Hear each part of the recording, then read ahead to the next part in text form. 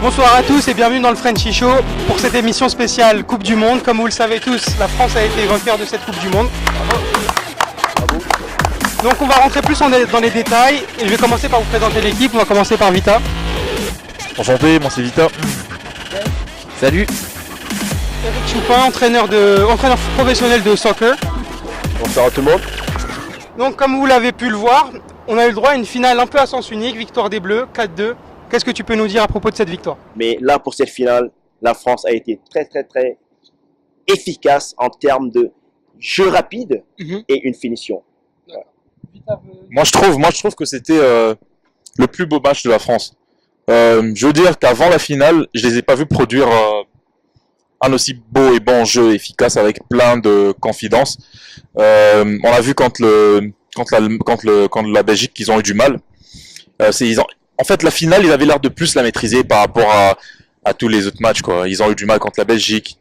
Ils ont eu du mal contre la... Pour moi, le match référence de l'équipe de France.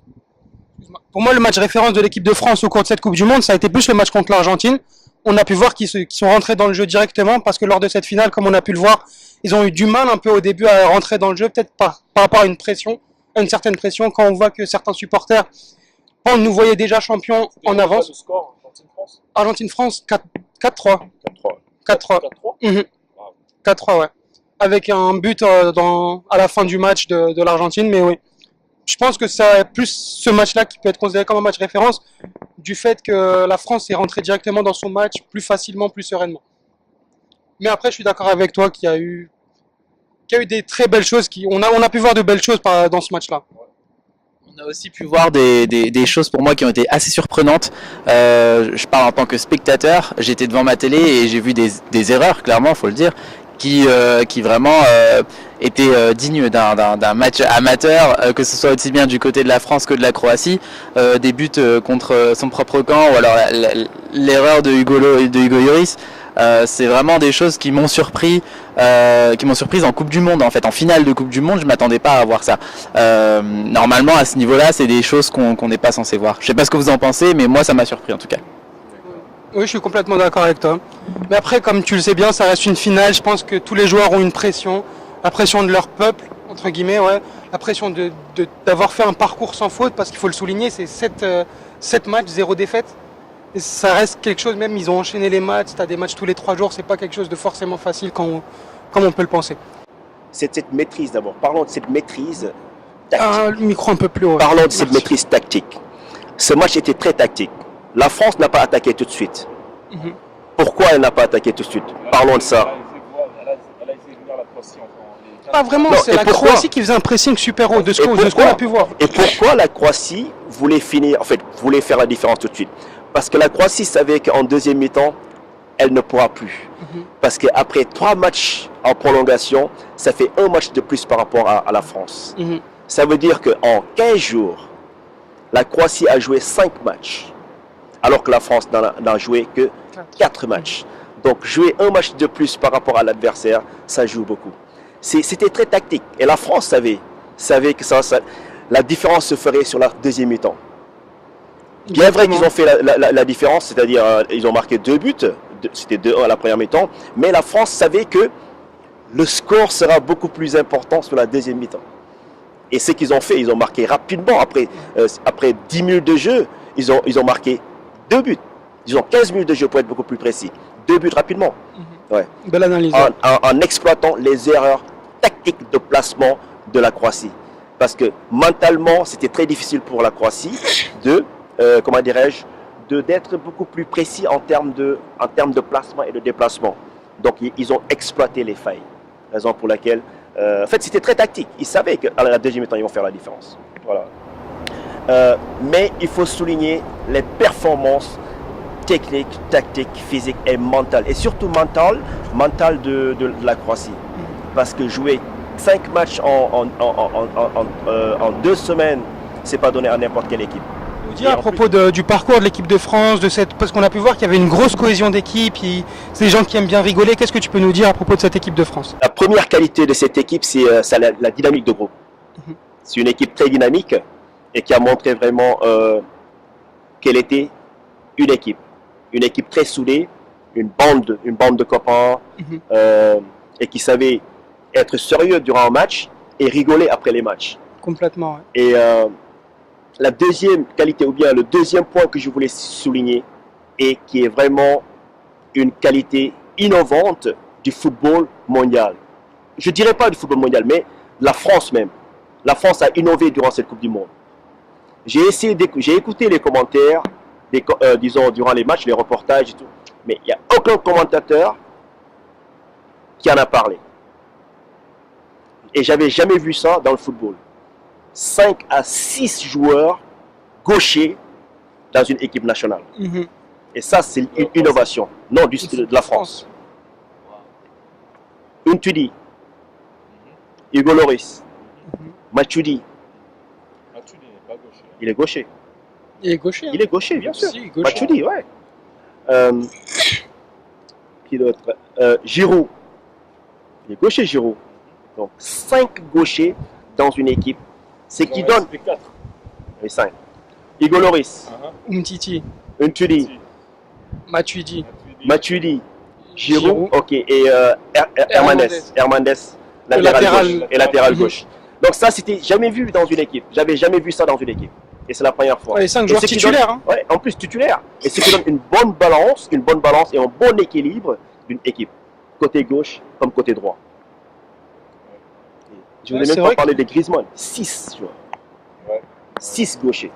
Et qu'est-ce qu'on dit des gauchers d'une façon générale? Il faut me dire. Frappe de balle et ils sont des génies souvent. Un gaucher, souvent, les gauchers, c'est des génies dans le football. Ils sont créateurs, ils anticipent beaucoup, ils voient avant les autres. C'est des génies. Et c'est le travail que Didier Deschamps a fait dans cette équipe. Moi, je pense qu'il faut aussi souligner quand même la jeunesse de cette équipe. Sûr, ouais. En moyenne, c'est, je crois, une moyenne d'âge de 24 ou 25 ans. Ouais. Mais il faut aussi dire que c'était pas l'équipe la plus jeune. L'équipe la plus jeune, j'ai entendu dire que c'était le Nigeria. Exact. Mais voilà, ça nous montre un peu à quel point il faut faire confiance aux jeunes. Parce qu'ils ont des jambes. On a vu comment Mbappé nous mettait des courses de plus de 50 mètres à quelques secondes, fractions de secondes. Et ça a aidé beaucoup. Ça a beaucoup aidé la France en finale ou en demi-finale. Donc voilà. Ouais, aussi on a pu voir qu'il y avait un gros contraste entre l'expérience et la jeunesse. Et là on peut dire que ça a été une Coupe du Monde de la jeunesse. Quand on voit que l'un des meilleurs joueurs de cette Coupe du Monde est Mbappé qui a tout juste 19 ans, le plus jeune joueur de l'équipe de France à avoir marqué un but en Coupe du Monde, je pense que c'est important pour être souligné.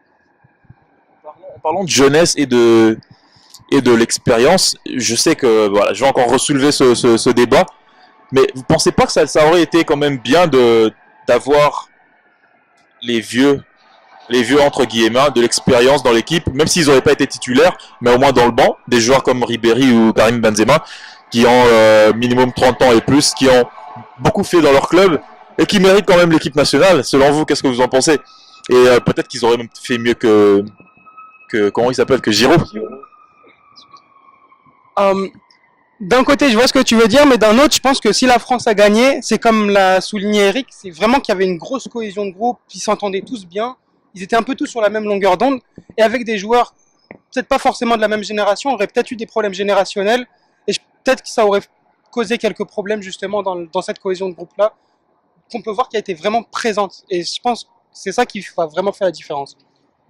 Oui, et c'est pas seulement l'expérience et la cohésion, je pense que c'est surtout la discipline que Didier Deschamps a amené avec cette équipe. On n'en a pas parlé, mais c'est vrai que l'équipe de France a été quand même très disciplinée, beaucoup plus que par les équipes passées, et on voit qu'il n'y a eu aucun problème de comportement, qu'ils n'ont pas hésité à être vraiment bosseurs sur le terrain, qu'ensuite ils se sont amusés, mais c'est vrai qu'ils ont tous été disciplinés. On se rappelle tous du fiasco qu'il y a eu pendant la Coupe du Monde en Afrique du Sud, avec des joueurs comme Ribéry qui étaient présents à cette Coupe du Monde. Je pense que Didier Deschamps a vraiment voulu avoir des joueurs disciplinés, qui comprenaient vraiment matures. Il faut de la maturité pour comprendre l'enjeu et pour comprendre l'attitude qu'il faut avoir. Et c'est peut-être ce que n'ont pas d'autres joueurs talentueux, mais qui n'auraient pas pu être disciplinés dans ce groupe. Didier Deschamps est un entraîneur de proximité. Il est toujours avec les joueurs. Il rigole beaucoup, il conseille beaucoup, et il aime bien quand même qu'on lui rende la monnaie sur le terrain. Et pourquoi je parle de cette comment dirais-je, cette performance sur le terrain? La discipline à l'extérieur, elle est importante, mais sur le terrain, elle est très importante. Je ne sais pas si vous avez suivi bien le match. Il y a un moment où il s'est soulevé, il a parlé à Mbappé. Prends et donne. Vous n'avez pas fait attention peut-être. Prends et donne. Parce qu'il a essayé de faire les petits dribbles là, et il a perdu le ballon. Pas qu'une fois, plusieurs fois, ouais. Exact. Non, je pense que c'était le match contre l'Uruguay. Non, contre la Belgique. Contre la Belgique. Il a essayé de dribbler à l'intérieur, il a perdu le ballon. Il a dit non. Tu prends, tu donnes. Joue vite. Et ça, c'est la philosophie du football français. C'est écrit noir sur blanc, c'est clair. Il faut jouer vite. Tant que c'est pas pour dribbler et finir, ouais, il faut éviter quoi. Si on peut prendre et jouer, anticiper rapidement, c'est mieux. Ouais. Donc il y a une grande discipline et cette jeunesse aussi a permis cette discipline et cette performance aussi. Parce que le jeune, il écoute. Quand tu as des joueurs de 30, 33, 34 ans dans une équipe, des fois, bon, il y a des problèmes d'ego. Ouais. Il y a l'expérience, mais des fois ça n'écoute pas quoi. Ils veulent faire ce qu'ils ont envie. Mais avec les jeunes, il y a l'écoute et il y a la performance. Et une petite question, Eric, on a beaucoup parlé de la jeunesse, mais si on pouvait parler des origines des joueurs de cette équipe de France-là. Comme l'a pu le souligner le Paris Match en une, l'Afrique aussi a été championne du monde. Donc, 15 joueurs, 15 sur 23, ça veut dire qu'il n'y a que 8 joueurs, disons, d'origine française souche dans cette équipe. Donc, il y a ce mix-là qui a donné ces performances-là. Et je pense que ça représente une diversité, et cette diversité, on aime la voir en France, on aime la voir partout dans le monde, ouais. Parce que bon, n'oublions pas les performances de 98, il y avait les noirs, les blancs et les beurs. Génération et là, blanc, aujourd'hui, on a vu pratiquement la même chose, et la France mieux représentée aussi par l'Afrique blanche et l'Afrique noire.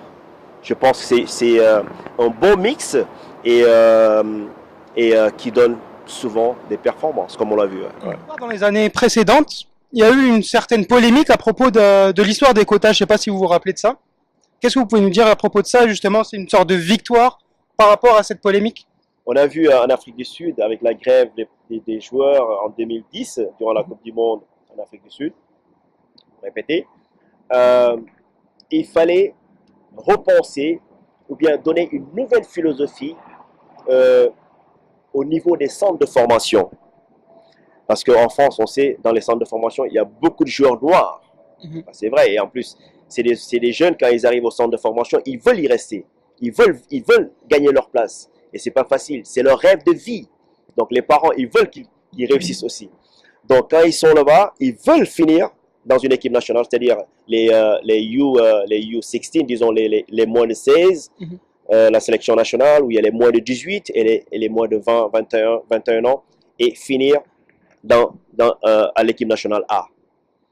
Donc, et comme il y avait ce problème-là en 2010 en Afrique du Sud, ils ont voulu diminuer le nombre de joueurs, disons, je sais pas, d'origine africaine, et dans ces équipes-là. Et ça a créé un problème. C'était une réunion vraiment à la fédération, une réunion fermée. Personne ne devait en parler, mais il y avait un d'entre eux qui en avait parlé après. Et ça a créé beaucoup de problèmes en France. Et en 2012, quand Didier Deschamps a pris l'équipe, il a beaucoup changé cette mentalité et changé un peu la philosophie.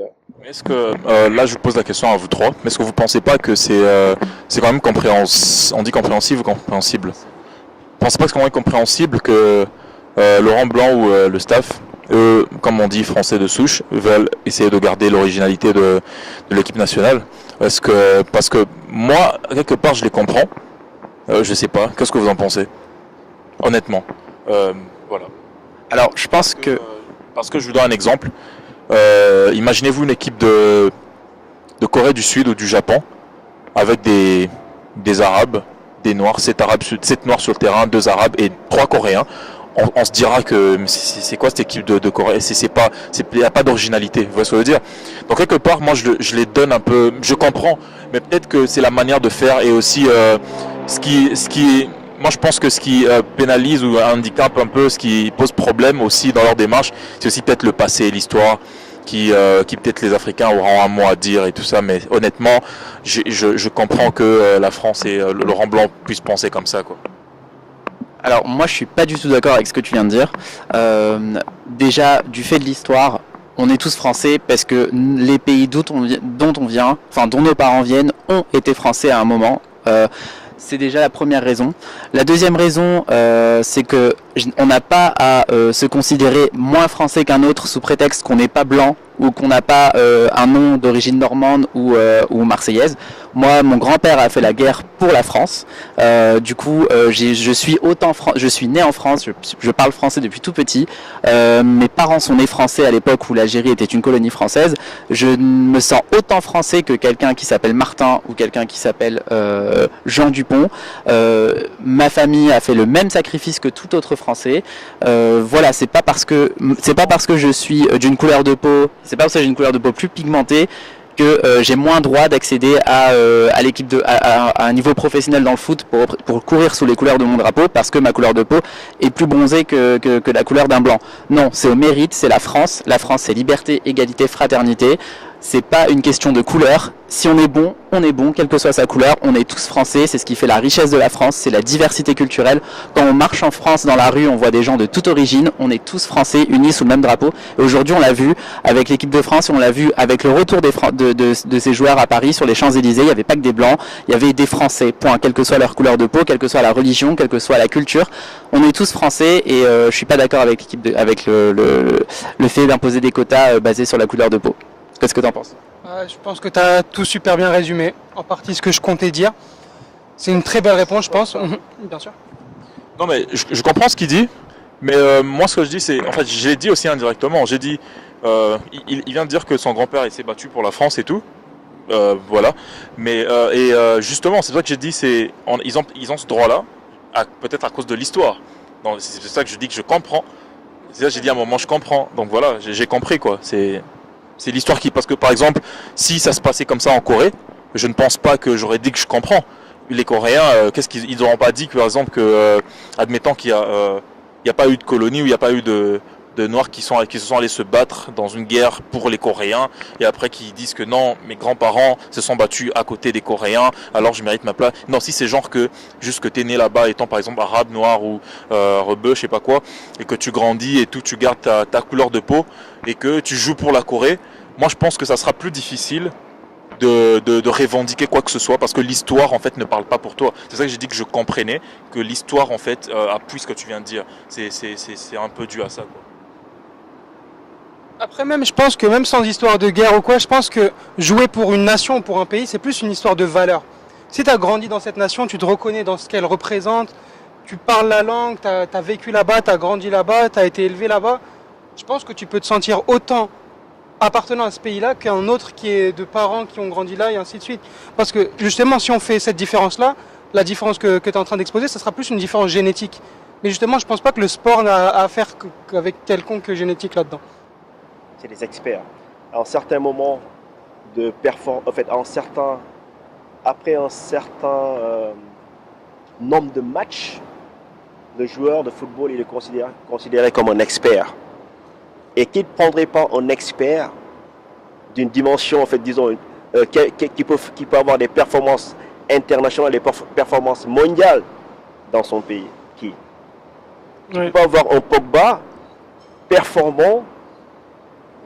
Tu peux pas avoir un Griezmann qui a failli jouer pour l'Espagne, je pense, à un certain moment. Exactement. Après et ne pas le prendre dans l'équipe nationale.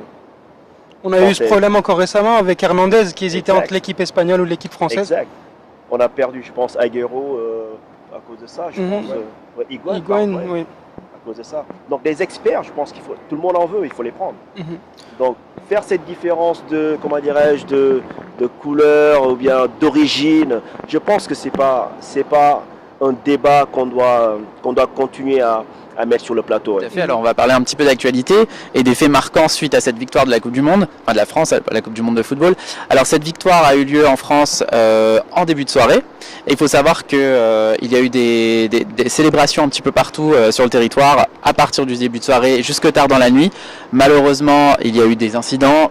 on est à déplorer 2 morts et 292 interpellations sur tout le territoire, selon les chiffres du ministère de l'Intérieur, et notamment plusieurs restaurants, hôtels et magasins, dont le Drugstore Publicis de Paris, qui ont été vandalisés et dévalisés également. Voilà, c'est l'effet marquant pour moi, l'effet négatif qui se sont produits jusque tard dans la nuit en France.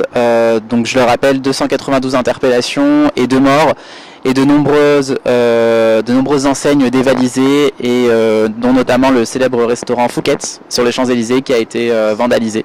Voilà pour ce que je pouvais dire concernant l'actualité en France suite à la victoire de la Coupe du Monde de football.